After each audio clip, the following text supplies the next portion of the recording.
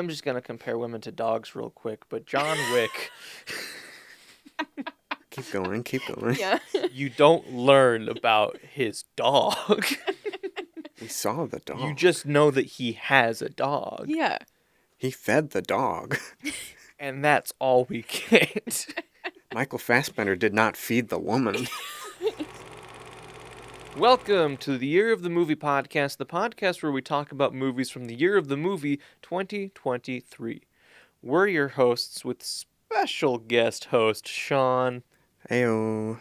Last episode, I didn't put any lower thirds in. I forgot. Oh, okay. And then I rendered it, and I said, oh well. Mm-hmm. Why we started this podcast is a great question. It's because 2023 was a weird and goofy year for movies. You had 23 movies. 23 There were entire... 23 of them. My brain is not working. And we're way past it. I don't know how. Yeah. 65, 80 for Brady. Those are the numbers that I meant to say. Barbie, Oppenheimer, Cocaine Bear. Linoleum. Bottoms. All over the place is where we were at in 2023. Yeah. If you like this podcast, please consider supporting on Patreon, reviewing and rating wherever you listen to your podcasts, following us on Instagram, and subscribing on YouTube. You did it. What movie will we be talking about for roughly the next hour? We'll be talking about The Killer. The Killer. There's just the one. Uh-huh. We're talking about him. Mm-hmm. So I hardly know her. Thank you. So the synopsis that is on IMDb is solitary, cold, methodical, and unencumbered by scruples or regrets. A killer waits in the shadows, watching for his next target. Yet, the longer he waits, the more he thinks he's losing his mind, if not his cool. I didn't know if that was fully accurate. So I also found the one that's on Rotten Tomatoes that says, after a fateful near miss, an assassin battles his employers and himself on an international manhunt he insists isn't personal. That felt more to the point in terms of the plot. Mm-hmm. Just to the point. I don't know if I agree with that one either. Yeah? Do you feel like one is more accurate than the other? I kind of feel like the first one is more accurate. I wasn't sure he was losing his mind, personally. Yeah. As much as No. just like... I mean, I feel like he does talk about it a little bit, but... Yeah, losing his mind implies more, I don't know, subconscious stuff to me than I think what comes across in this movie. I suppose so. I never got the vibe, though, that he was insisting it wasn't a personal mission. There were a few moments, Yeah. it felt like, where he was like, Feel just like I do watched the a different job. movie. Yeah. He did say it in the narration, or just like when he was repeating his mantra of like, don't feel nothing. This isn't, like, just get in and out. It's not. Well, in those moments, that, to me, did not say that it wasn't personal for him. The whole thing that he was doing was clearly personal. Yeah. Yeah, it was clearly I personal. thought it was just in those moments he didn't want to mess up, and so he was like, just focus. That's fair.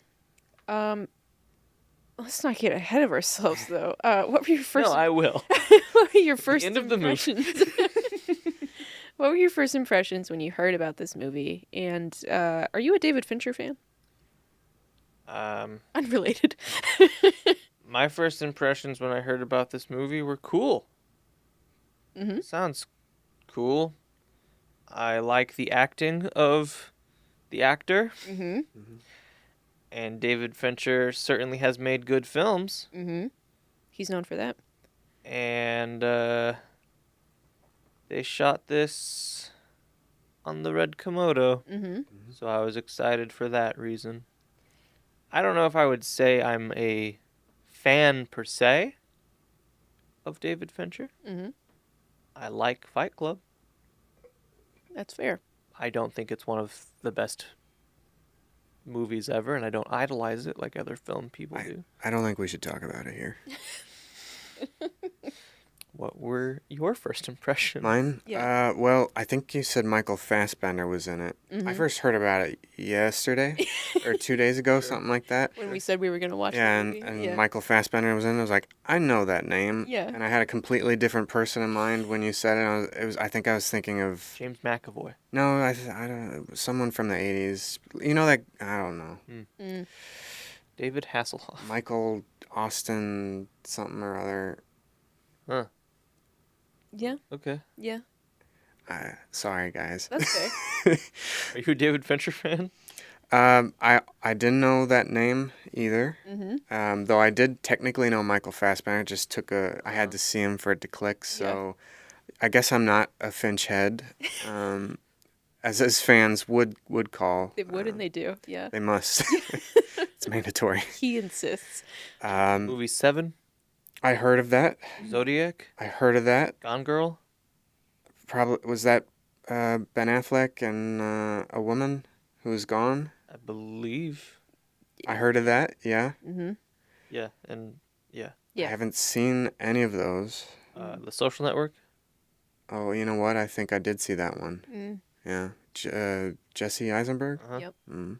Mank, which we I talked heard about. of that.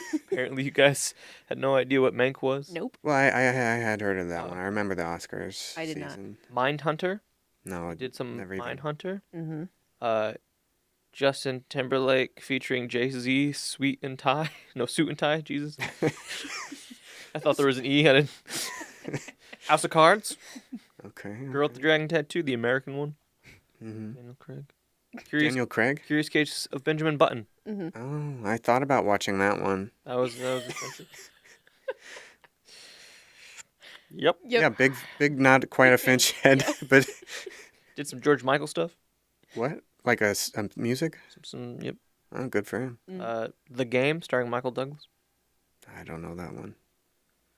A lot of music videos. Mm-hmm. Alien Cubed. I'm sure it's supposed to be Alien 3, but that's Cubed. You know that kid who was in Just Gonna Walk On By, Breakfast Club? Yeah. He was one of those kids, and he was all over those types of movies in the 80s. He was. That's who you thought Michael Yeah, Fassbender was? that's who I thought Michael Fassbender. He wasn't the one with the hand, though. He was No. like, he's The got. nerd one? Yeah, probably the nerd one. Huh. And he was in Goldberg's. Isn't it Michael Hall? Yeah, Anthony Michael Hall. Anthony Michael Yeah, Hall. that's who I thought was going to be the leader of this movie. And I was like, oh, we're dealing with Magneto.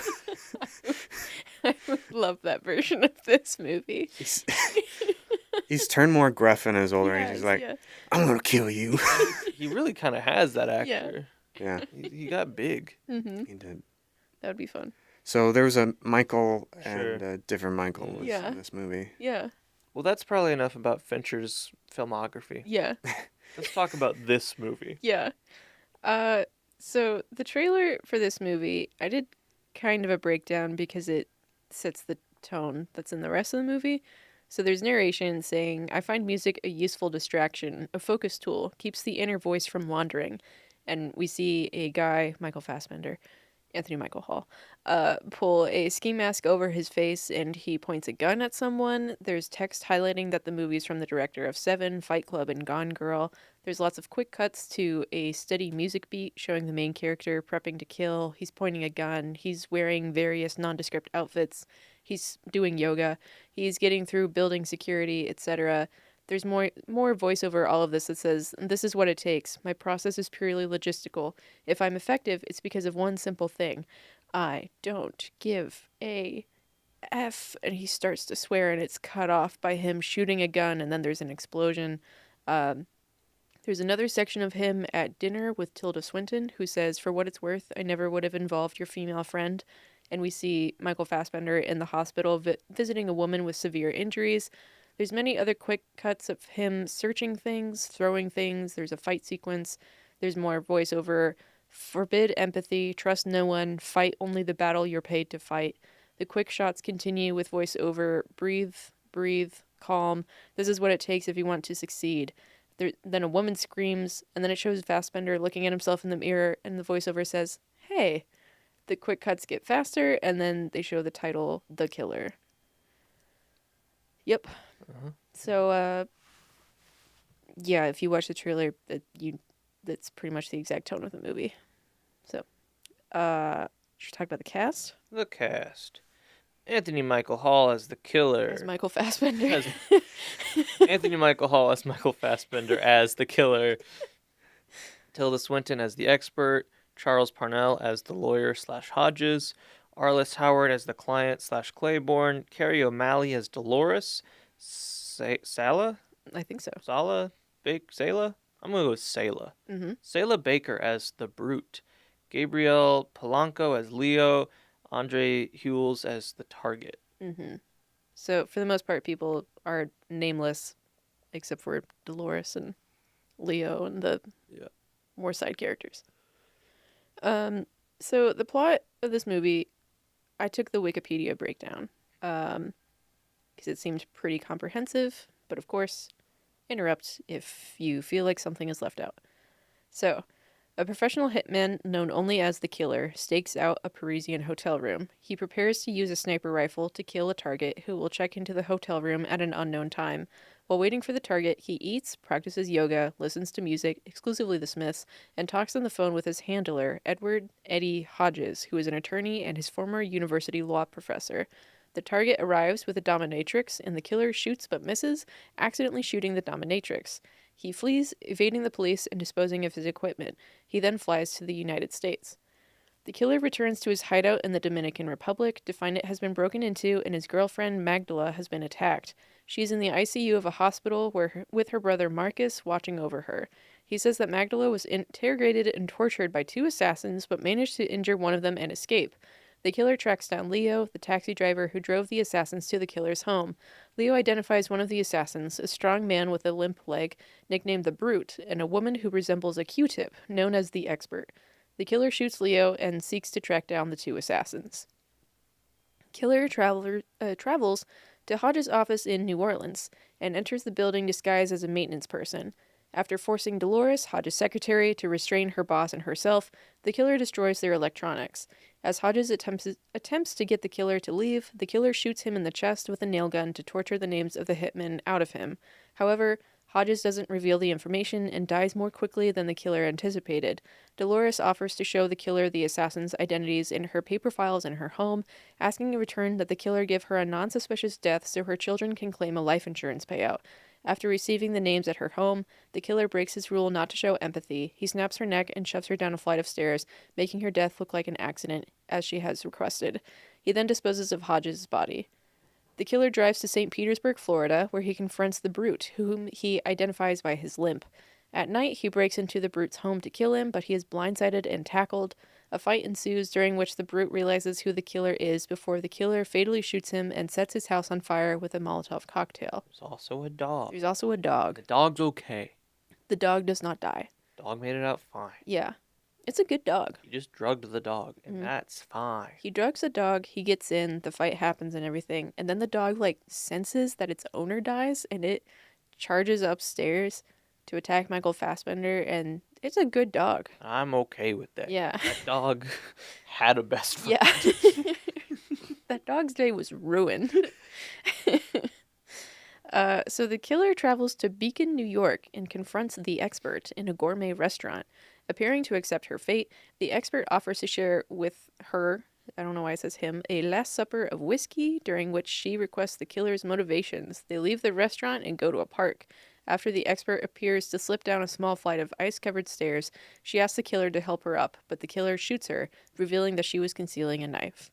The killer travels to Chicago to kill billionaire venture capitalist Henderson Clay Claiborne, reflecting during his flight that police take more interest in the deaths of rich people.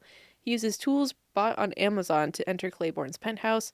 Confronting him, the killer remains mostly silent. Claiborne says that he has no personal problem with the killer and, as a first-time client of a hitman, agreed to pay Hodges for the trail to be scrubbed, not knowing what that meant. The killer spares Claiborne, but he promises him a slow death if Claiborne ever targets him again. The killer returns to the Dominican Republic and sits next to a recovering Magdala. The end.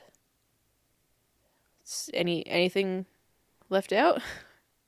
It feels like the basic plot to me. Pretty much. Mm-hmm. So, things that stuck out to us. It's almost constant narration. Yes, that is true. Yeah. And I feel like we had different opinions about this movie in general. Mm-hmm. One of them is the narration. Yes. I was not into it. Normally, I'm really not either. Yeah. Thought it worked for this. Yeah. Was there any specific reason why that you can think of? I mean, a big part of it might have just been Michael Fassbender. Yeah. I thought it, so. Typically, I think narration is lazy writing, Mm. but I feel like for this, because it was just mostly narration, that it was just like the only writing, and I thought it was written well. Nothing really felt clunky to me. It felt um I don't know what word to use. There were parts goofy is the first word that comes to mind. So, um like so the narration starts. I did not watch the trailer before seeing this movie. I just knew that it existed. I knew that it was a David Fincher movie, and I was like, "Oh, okay, that's a name that I know of." And then, like, the narration starts. He's in his hideout waiting for the dude, and he's like explaining his process. It's like, okay, cool, I get that. Like, gotta explain the inner monologue of the guy.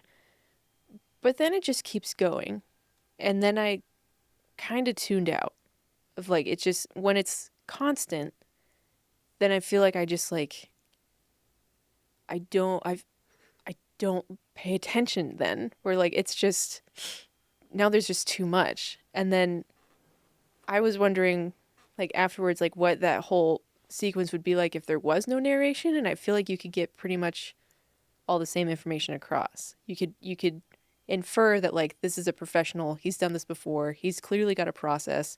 He's clearly like putting in all of the effort to like just get the job done no matter the physical strain that goes on his into his body.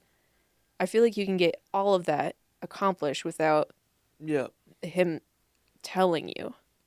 So, and then there there are a couple lines like he kept saying, he repeated it a couple times where he said like the only life path is the path that's behind you. I don't, that doesn't really have much significance to me. And I don't like there are things like that where it's just like this doesn't feel like I'm fully sold on this line only because it's Michael Fassbender. I feel like if it was in like that movie Hitman that we watched, that then I feel like it would just come across as like super cheesy. And in this it was just like that's a thing that you can say. Yeah. I don't know. Suppose so.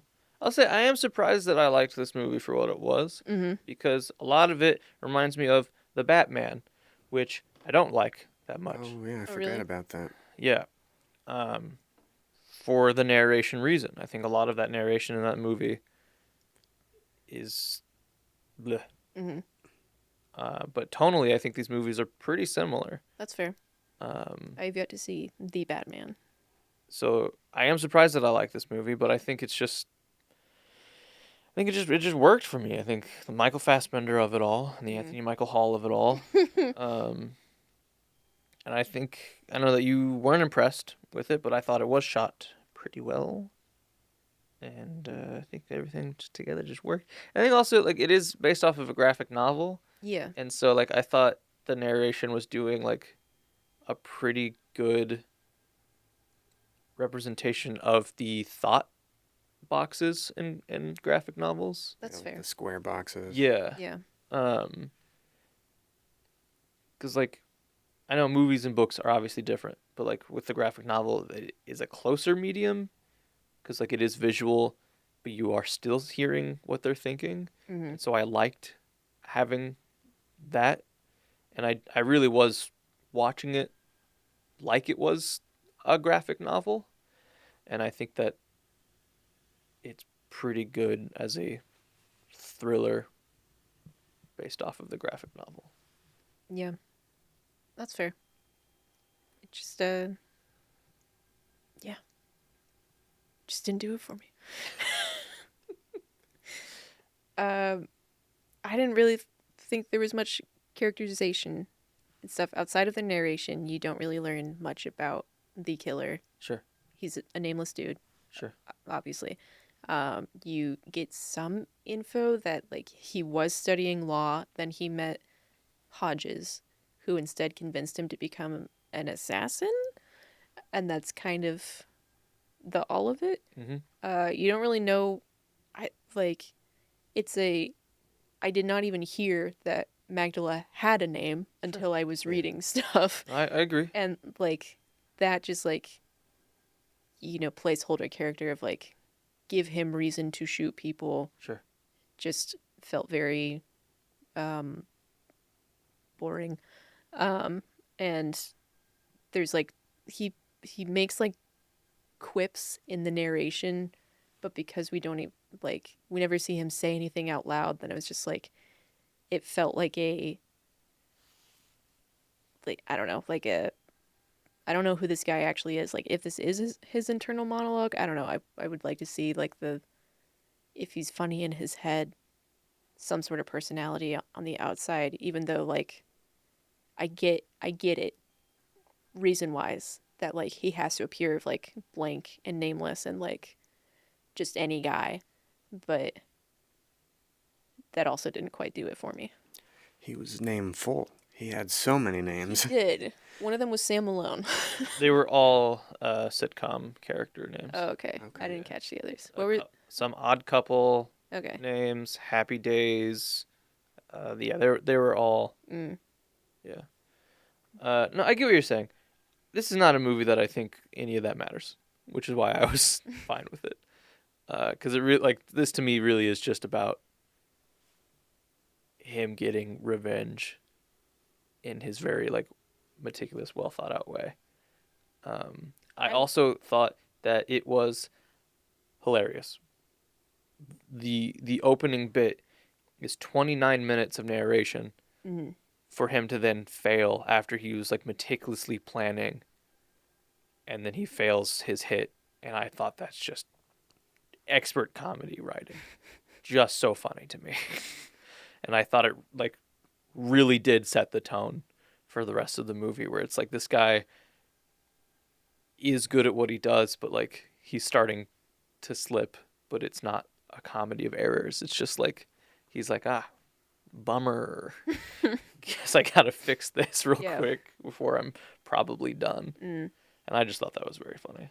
I would argue that if there is a person or like a reason for him to go kill people, then like we should know something about their relationship or their name or something, and it matters in that way. I know like I get it. It surface level wise, it doesn't matter for this movie. When it is a industry standard thing of like woman as placeholder, then I don't care for it when I see it every single time. I suppose. Yeah. This just feels like the genre of this type of thriller. It is. But it doesn't mean I enjoy it. I am just going to compare women to dogs real quick, but John Wick... Keep going. Yeah. You don't learn about his dog. We saw the dog. You just know that he has a dog. Yeah. He fed the dog. And that's all we get. Michael Fassbender did not feed the woman. But he provided her a house and music to listen to. That's right. Okay. He gave her a coffee at the end and it jump scares her for some reason. He did feed the woman. Okay.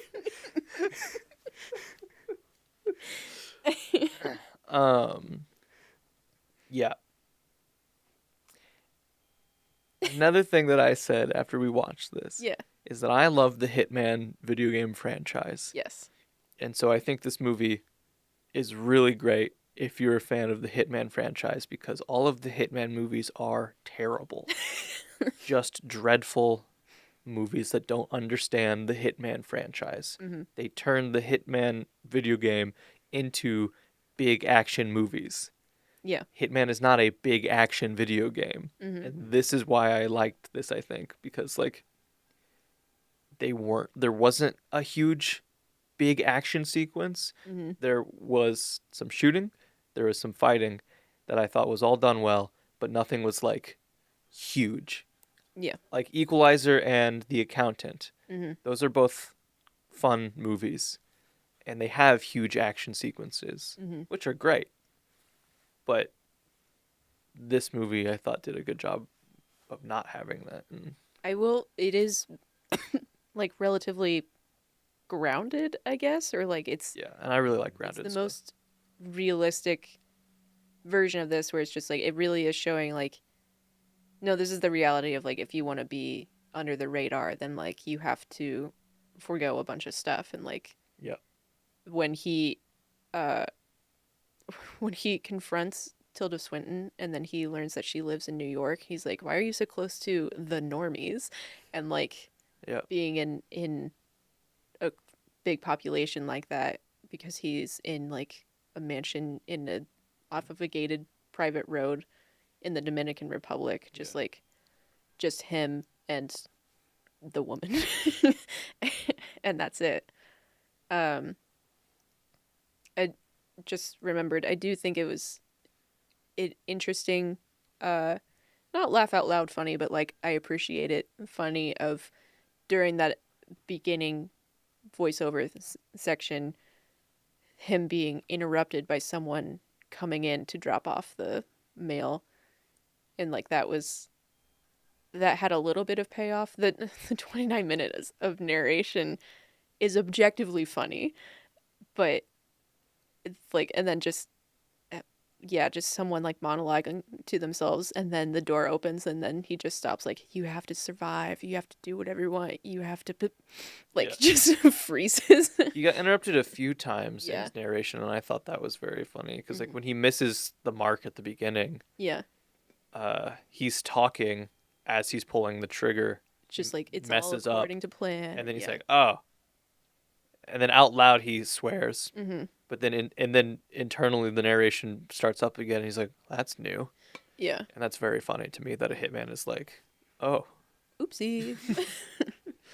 Uh, yeah, I think it's really weird that I do like this because of how much narration there is. Because I'm usually very against narration, like Mhm. overuse of it. But that opening like 29 minutes didn't feel like 29 minutes to me. It felt pretty fast. But I think also this is such a visual movie, and not in a way where it's like Dune or Arrival, where it's like big spectacle visuals. Mhm. It is, like you said, more grounded. Which I really like, That's fair. and I am a camera guy, so That's I true. like the visual Yeah. elements quite a bit. It sort of reminded me, like, people make a lot of like visual poem videos, Mm. where it's not a music video, but it is like really interesting and thought out visuals with like a poem or something being narrated over Yeah. it that still like gives a vibe and a story, Mm-hmm. and I liked that. Like, if you remember, I did that one art video project that I ended up just like using a bunch of footage that I had gotten with the Black Magic, and then put like a Leonard Cohen. Mhm. It Oh, sounds yeah, so yeah. pretentious, but like it just was nice. Yeah. And that's kind of the vibe that I got from this murder thriller. I also, the sound design was really good. It was like Mm-hmm. subtle but good. And I know that you weren't most impressed with it, but that one fight sequence between him and the Brute, I actually thought was like the choreography was pretty good.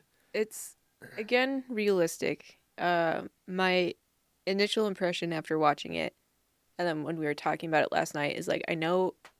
So like movies that we've talked about recently, Novocaine and Monkey Man, like those are big, over the top. Like the fight scenes in that are like, they make you squirm.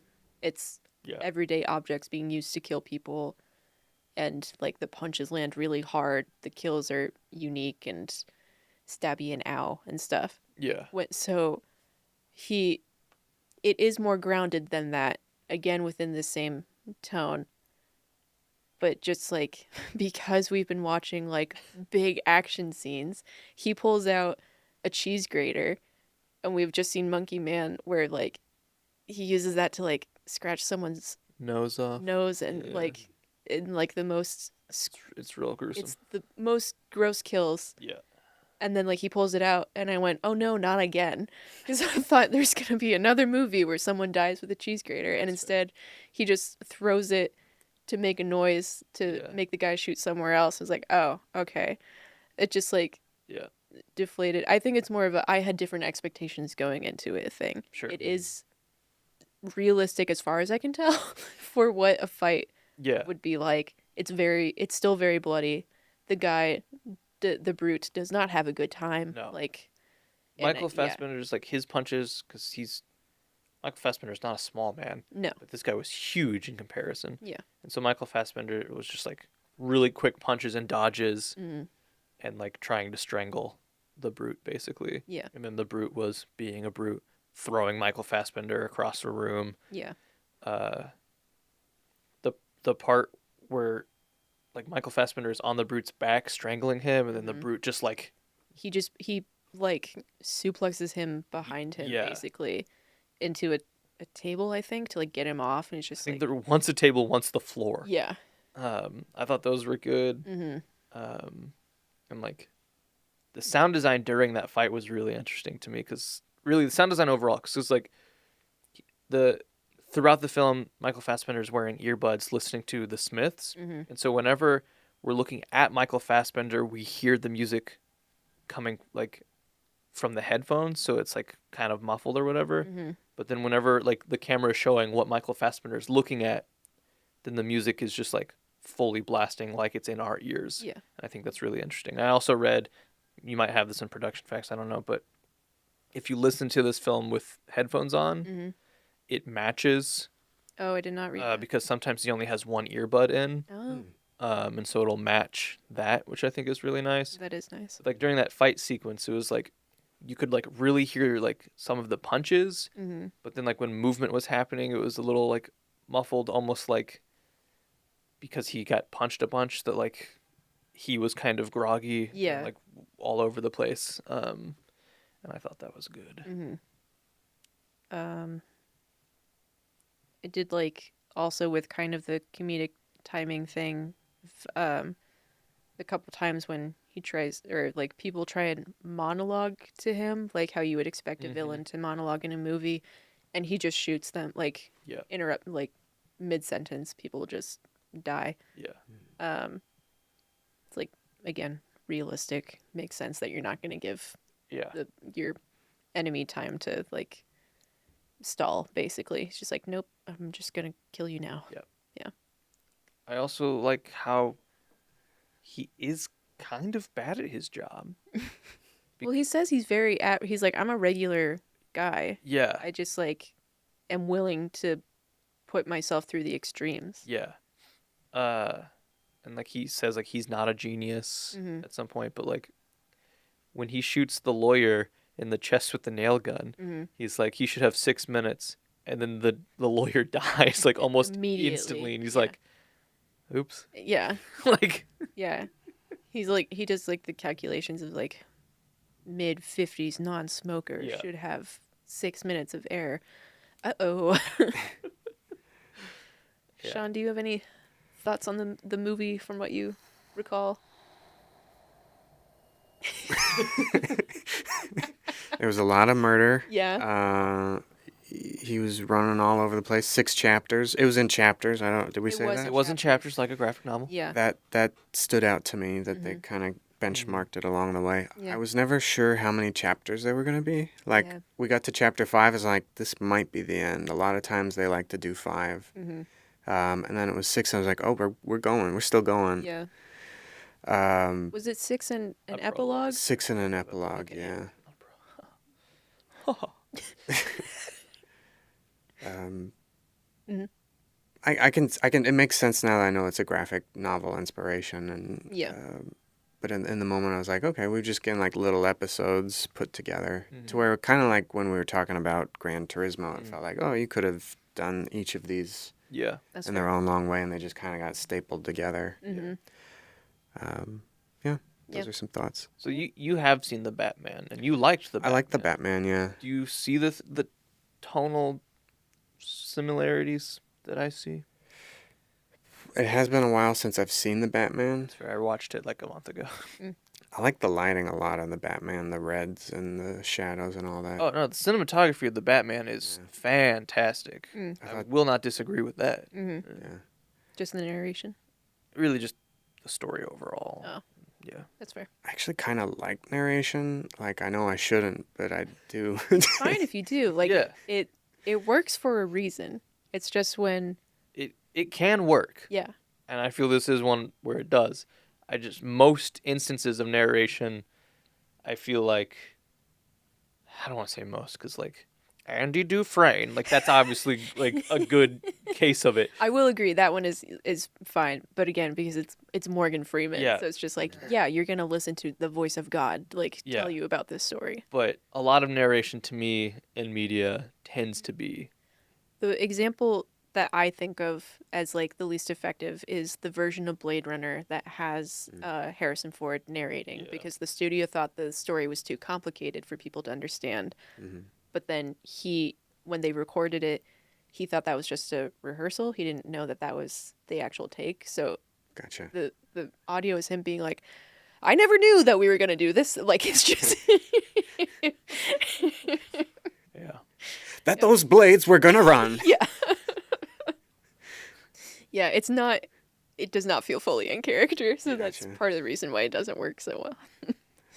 I do have one question, I suppose. So in this movie with the narration, he's got this mantra that he keeps saying to himself again and again. Yes, it's in the trailer. Stick to Yeah. law, don't improvise. Yeah, forbid empathy, trust no one, fight only the battle you're paid to fight.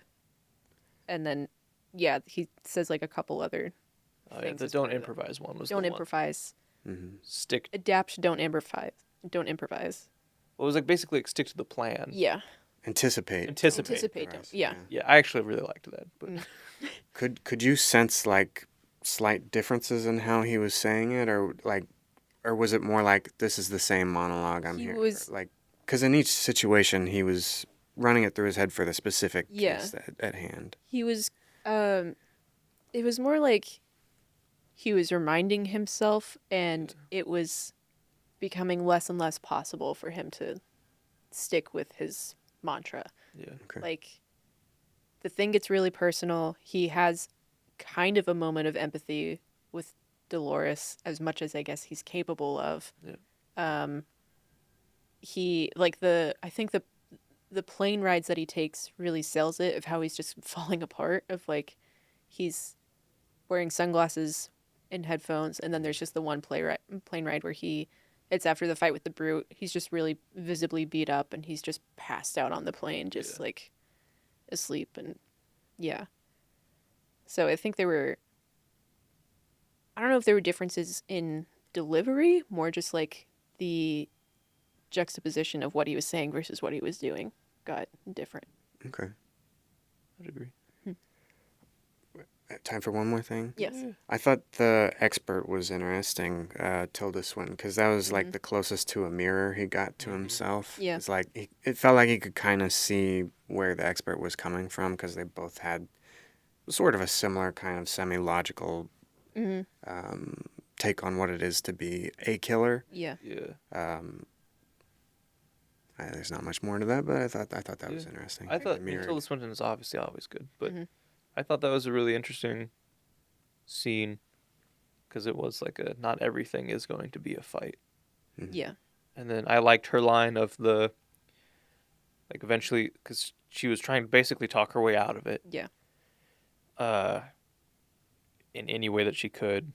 And like one of the things that she was saying was like, when it's your time, your life won't flash before your eyes, it'll be mine. And I thought that was really interesting, kind of with what you're saying with like the mirroring. Yeah. Yeah. Yeah, she was interesting. The little that I looked into this movie, then I saw Michael Fassbender, I saw Tilda Swinton on the IMDb. So I expected her to show up way earlier. That's fair. Especially with the taxi driver who describes her as a Q-tip. He's like, Tilda Swinton, yeah, of course. And then, she was like the second to his last kill, I think. Yeah, second to last. Oh, I guess it was his last. Yeah. that we see at least. Yep. Then, yeah. So that 6 people die in this film. Yeah. Is that true? Yeah. Okay. Mm-hmm. It's accurate. It's factual. Everything's satisfactual.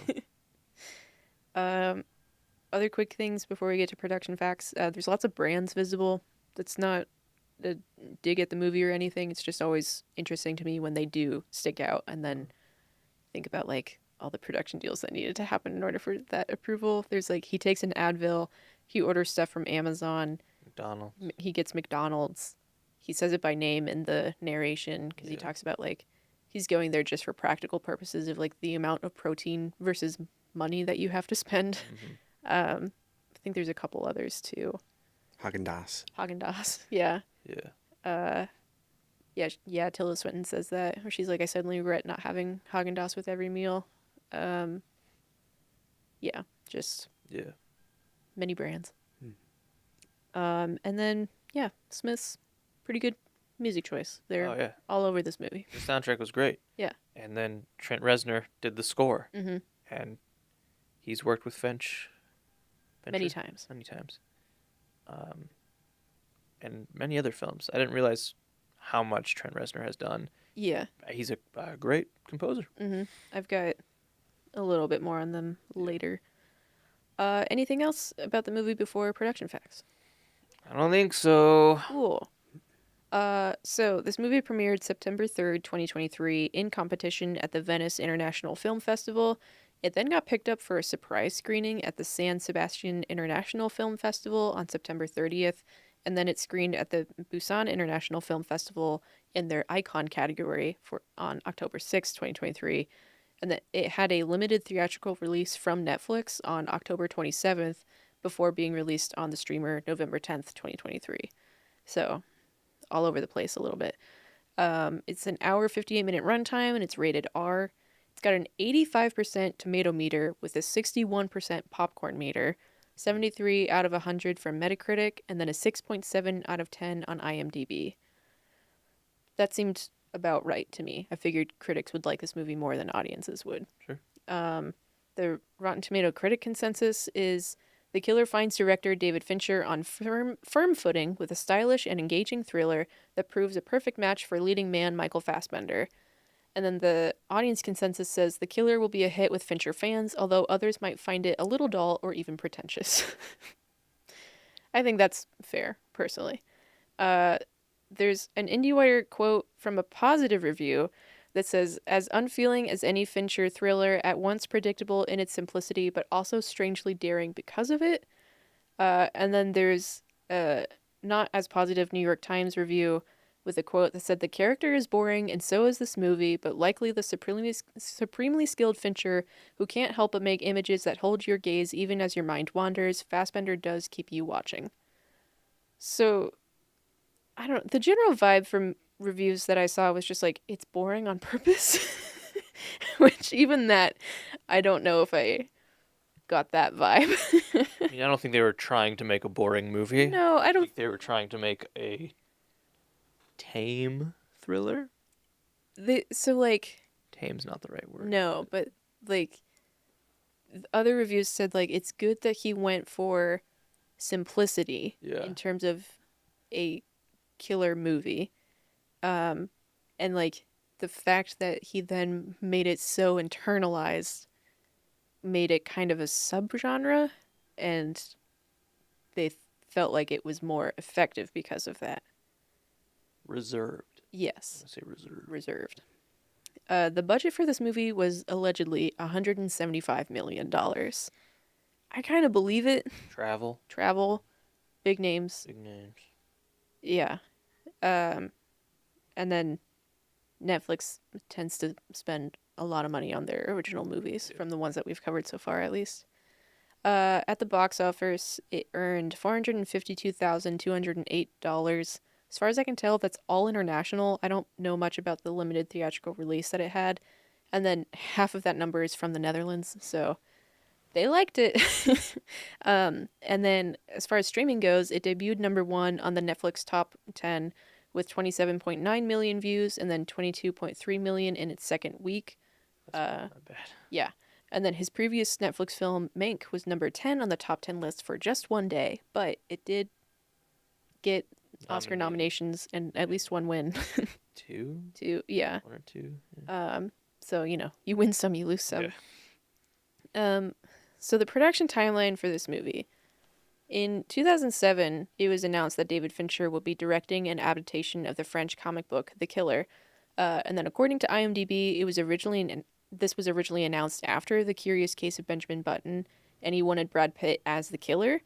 And then Alessandro Cameron was attached to write the script, and then co-founder Brad Pitt's Plan B production company was going to produce, and Paramount was going to distribute. Yeah. I can see Brad Pitt, like a 2007 Brad Pitt. 2007 Brad Pitt. I could see that. Yeah, it makes sense to me. He turned it down. Yes. Because it was too nihilistic. I saw that. Yeah. Mm-hmm. Just thought that was interesting. Yeah. I don't know at what stage he turned it down, though. Yeah. Because it seemed like they were attached for a while. Or Plan B at least was attached for a while. So in 2015, the comic author Alexis Nolant reaches out to Fincher to see if he's still interested in making the adaptation. Fincher says yes, but he wants Andrew Walker attached to write. And then Fincher also asks Nolan to try and write an adaptation of his own comic. In 2019, Fincher meets with Netflix and he shows them Nolan's version of the story that he made. And then Fincher also signed a 4-year deal with Netflix around this time. So I don't think he still has that deal. I think it was just a time period, not a number of movies thing. Okay. So Mank was the first one, and then this one was the second. So I assume he's done now. Gotcha. I'm not sure. And then February 2021, Fincher moves the project to Netflix. He attaches Andrew Kevin Walker to write and Michael Fassbender in talks for the lead role. Walker went back to the comics and he started from scratch for his script, but with a similar 5-act structure to Nolan's version. But apparently then Fincher only asked Nolan to do a 5-act structure because Walker suggested it in the first place. So I don't know how much of Nolan's version is in this at all. Besides, of course, it's his source material. June 2021, it was reported that Fincher was planning to be shooting in November in Paris. They do that. October 2021, Tilda Swinton joins the cast. And then December 2021, filming continues in the Dominican Republic, and then it moves to New Orleans. February 2022, filming moves to Chicago and then to St. Charles, Illinois, which was used for the New York locations. March 2022, filming wraps. So it took a while, and then all at once the movie was made. It has 2 wins and 42 nominations listed on IMDb. At the 2023 Venice Film Festival, it was nominated for the Golden Lion for Best Film, and then it was the winner of Best Soundtrack for the Soundtrack Stars Award special mention for Trent Reznor and Atticus Ross. And then 2024, the Critics' Choice Super Awards, Best Actor in a Superhero Movie was awarded to Michael Fassbender. I guess you would call him a superhero. I don't know. Superhero, yeah. Vigilante, for sure. Regular murder man. I would say that the line between him and Batman is a small hard line. Murder. Morals. But dead parents. He might have. Yeah, there are a lot of nominations listed for Best Score, Best Sound Design, the stunts, and then there's one for Best Title Sequence. I thought the titles were fine. The titles was fun. What was interesting about this movie is that after the ba-bum, it instantly starts the title sequence. There weren't any production cards or anything. Yeah. So it was like, oh, the movie is starting now. Yeah.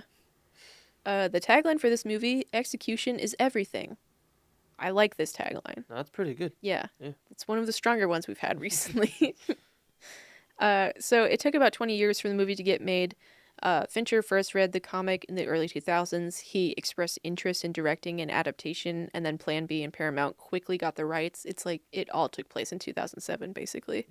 And then, according to Screen Rant, Alessandro Cameron worked on his version of the story, which apparently involved the killer developing a conscience about his work while being pursued by a ruthless detective. And it was apparently more like, people described it as more standard, like, assassin movie, which I guess... Something that I actually really liked about this movie was that there weren't people coming after him. Yeah. Because I feel like that's pretty common. It is pretty common. And I liked that it was just like, no, he knows how to cover his tracks. Yeah. He's been a professional. Yeah. There was a comment that I read from some article that said, like, oh, the original version of the story actually has a lot in common with this movie, where the killer and the detective are psychically linked together from childhood, and then they don't find out until they meet for the first time after a hit takes place. Like, huh? Okay. Yeah. Yeah, so besides the psychic connection, that's Alexandra Cameron's version. Fincher admitted that he was too preoccupied with other projects to read Cameron's version of the script before the rights lapsed. Bummer. Unfortunate. Yeah. It seems like he was really focused on the post-production of Benjamin Button. Yeah, that makes sense. Yeah. And then Fincher worked with several of his frequent collaborators on this movie. So he brought on the writer of Seven, Andy Walker. He collaborated with Atticus Ross and Trent Reznor on pretty much all of his films since The Social Network, which I think they also won an Oscar for. And then cinematographer Eric Messerschmidt worked with him on Mank and Mindhunter. And then he, of course, wanted Brad Pitt for the role, but Brad Pitt turned it down. But then that would have been the same director, writer, and actor as Seven, all in another movie together. Yeah, and then Fight Club wasn't too nihilistic?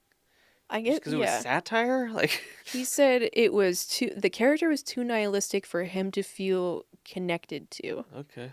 Which, I guess, and it also, I guess it depends on, like, what version of the script he saw at that point. Yeah, that's true.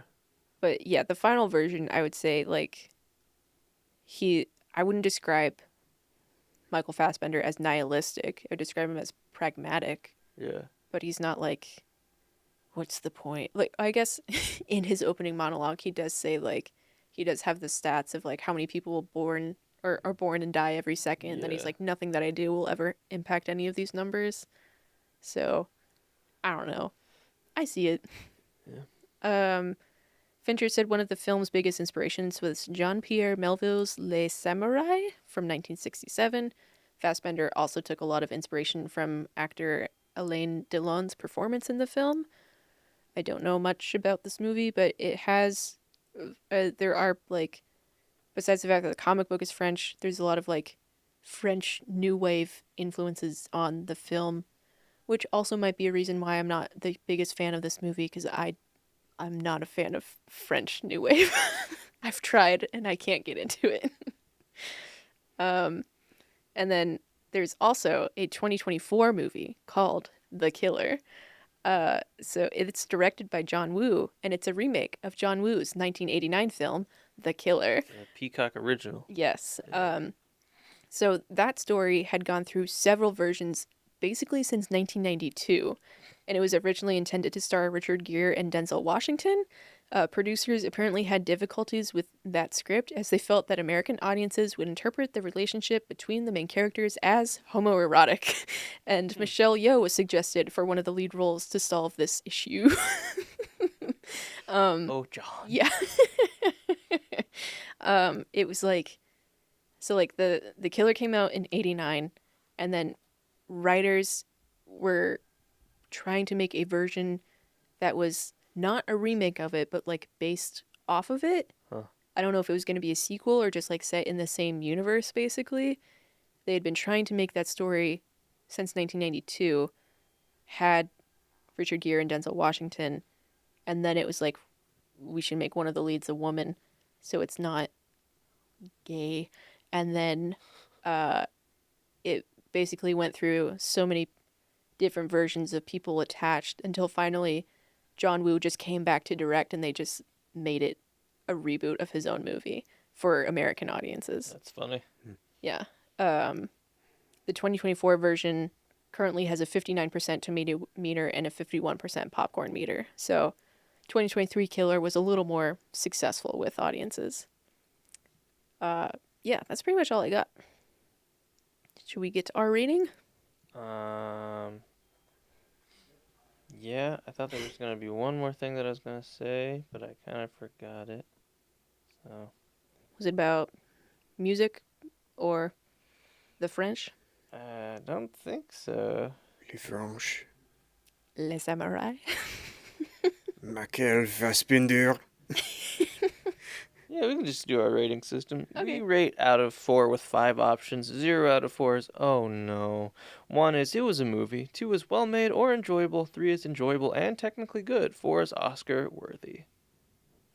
Mm-hmm. I gave it a 3 because I enjoyed it and it is technically good. It is made well. That's fair. Yeah. I gave it a 1. And that is outrageous to me. Because you gave Hitman a 0, which means you think this movie is 1 notch above better than Hitman? No. It just was a movie. Hitman has few, if any, redeeming qualities. This movie, we watched it, and I had no opinions on it afterwards. It just kind of happened. That is crazy. I don't feel... It was made well. I don't feel strongly about any of this movie. All right. Yeah. Well, Sean, what are you giving it? Because this will make or break. Well, I don't really want to tip the scale, to be honest. So you're giving it a 2? 2 seems... Okay, yeah. good. That's fair. Because if you were about to give it a 1, I was going to move mine up to a 4. Actually, I feel like a 0 might be... No. Yeah. I think this choose is where I'm going. the most that we've disagreed about. Oh, it Movie. definitely is. Yeah. Yeah. Yeah. Because it is a well-made movie. It's fine. So that's our official review. I just feel like you don't understand our own rating system. It is a subjective system that we do gamify to have a middle ground. So, I don't know. What's the average of this movie? 2. 2? Perfect 2. That's fine. Yeah. That feels fair to me. No, I'll settle with a 2. Yeah.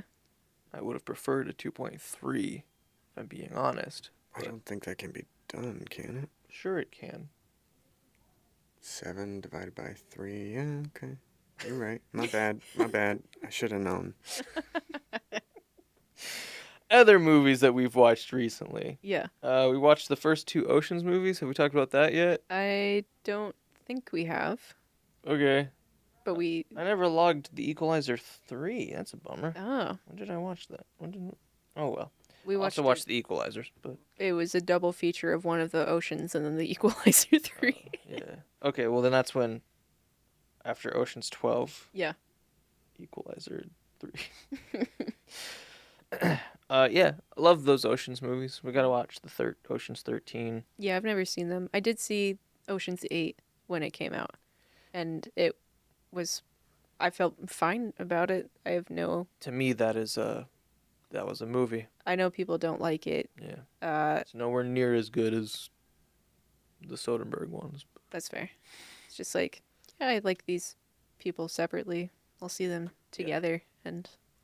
Yeah. Sean, you watch anything? Oceans 11 and 12, which ones are... Okay, so 11, they've got a casino In heist Vegas. in Vegas. 12, do they go to Italy or something? We go to Europe. Yeah. Okay, I've seen those two. And then 13, they go Haven't. back to Vegas. I haven't seen that one. Al Pacino is in it. Whoa! Pacino? Don Pacino.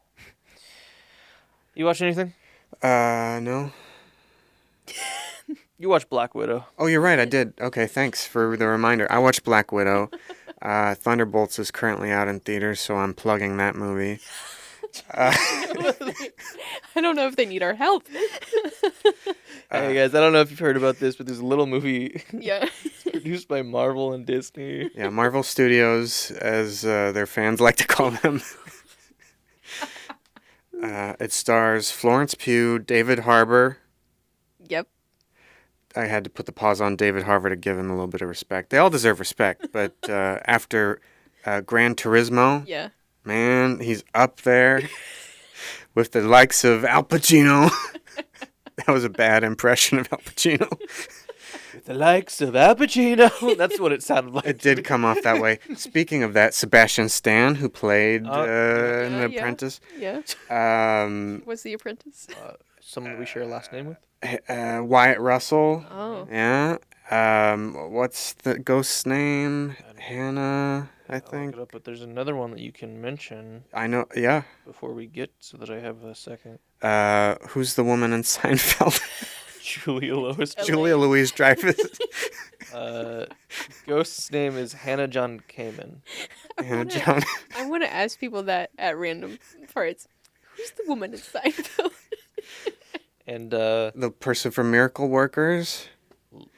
Louis Pullman. I know him. Uh-huh. What is Miracle Workers? A great TV show with Steve Buscemi. Oh, right. And yes. Daniel Radcliffe. Yeah. And Geraldine Viswanathan. Yep. And we missed one? Right there, you're looking at her. Olga Kurilenko. Yes. And Wendell Pierce. He plays Congressman Gary. Oh, that's true. He didn't have... I wouldn't have... He's like a tertiary character. And yeah, I like him, though. So check out this little indie film. Thunderbolts. Florence Pugh said they shot it like an indie film. Oh. In one of the press junkets. Interesting. So, follow us places. Instagram, YouTube, Patreon, etc. Real life. We'll have another episode at some point. It'll be something. I don't really want to mention what it is because we don't know what it'll be. In case our plans change. Yeah. That's fair. Leave questions and comments and we'll respond on our VHS podcast. But for now, we'll see you next time. Goodbye. Go check out Thunderbolts before it leaves theaters. Go on, get y'all.